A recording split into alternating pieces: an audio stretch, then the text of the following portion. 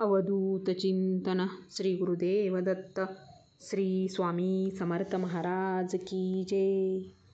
आज आपण होळीच्या राखेचे काही चमत्कारिक उपाय पाहणार आहोत. श्री स्वामी समर्थ. होळी दहनानंतर घरात घेऊन यायची आहे राख आणि ठेवायची आहे अशा ठिकाणी की घरातील सर्व अडीअडचणी दूर होताना दिसणार आहेत.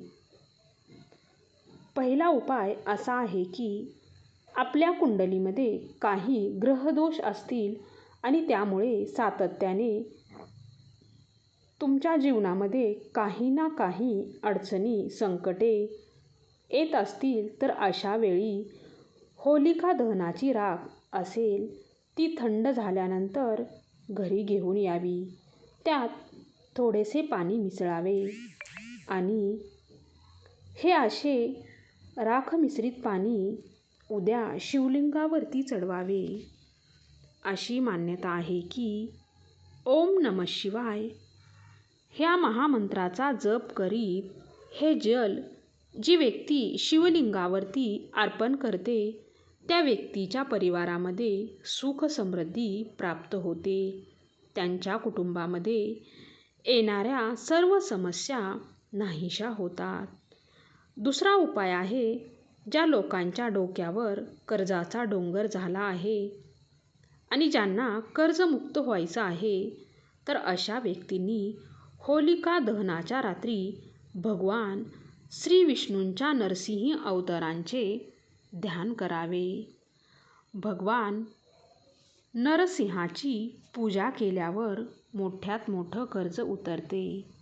सोबतच आर्थिक लाभ देखील होतात. जर नोकरीमध्ये काही समस्या येत असतील तर अशा वेळी ह्या समस्येतून मुक्ती मिळवण्यासाठी एक साबूत नारळ घ्यावा.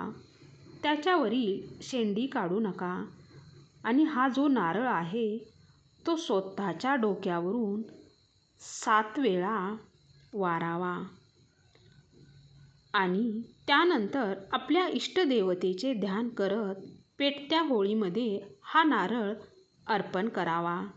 तुमच्या सर्व नोकरी संदर्भातील सर्व समस्या दूर होतील.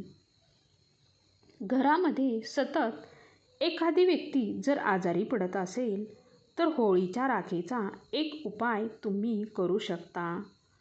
होलिका दहनानंतर राख घेऊन त्याचा थोडासा शिडकाव आपण आजारी व्यक्तीवर करावा.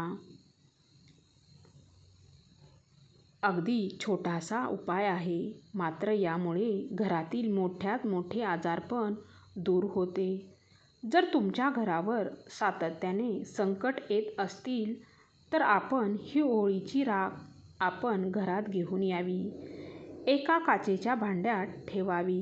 नंतर त्यात थोडे खडे मीठ थोडे टाकावे व थोडीशी मोहरी आणि नंतर हे भांडे आपण आपल्या घरातील एका साफसुट्या जागी ही वाटी ठेवून द्यावी. आपल्या घरातील सर्व नकारात्मक शक्ती घरातून दूर होते आणि घरात सुख समृद्धी नांदू लागते. ही माहिती जर तुम्हाला आवडली असेल तर व्हिडिओला नक्की लाईक करा. श्री स्वामी समर्थ. जय जय स्वामी समर्थ.